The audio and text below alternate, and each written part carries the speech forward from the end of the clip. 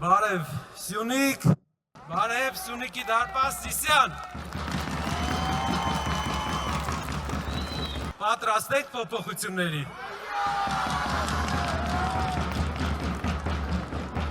Հայաստանի բոլոր շրջանները,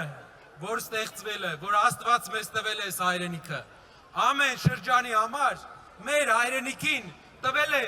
ապրուստի մի հնարավորություն, մի ձև, որ մեր երկիրը կարողանանք զարգացնենք, այդ շրջանը ապրի։ Սյունիքի բախտի բերմամբ Հայաստանի ամենամեծ շրջանը Սիսյանի շրջանն է։ Սակայն այսօրվա դրությամբ վերջի 30 տարվա աշխատանքի պատճառով Սիսյանի շրջանը նաև Հայաստանի ամենագործազուրկ շրջանն է։ Ինչ կարող է տալ ուժեղ Հայաստանը Սիսյանին։ Դուք Հայաստանի ամենամեծ շրջանն եք։ Հայաստանը այսօր ծորենի առումով, հացահատիկի առումով մեծի մասամբ կախված է դրսից ներմուծումից։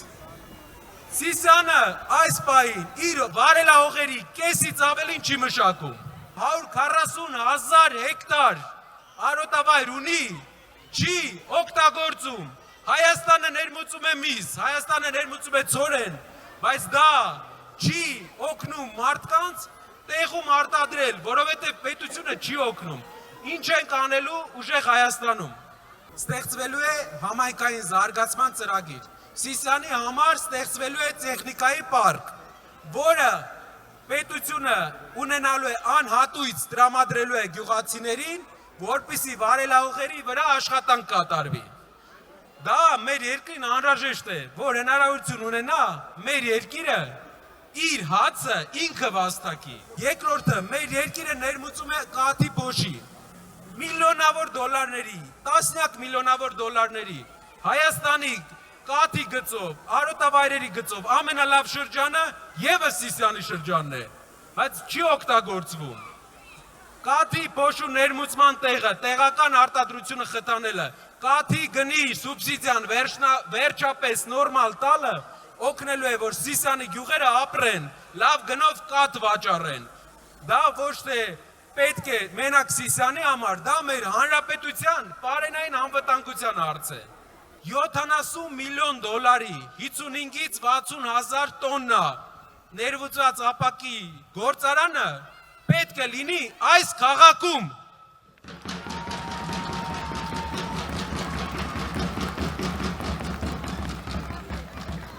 Ծորենի մշակաբույսերի աճ, գյուղատնտեսության, կաթնատվության աճ, գործարան քաղաքում, երիտասարդների համար զբաղվածության գոտի։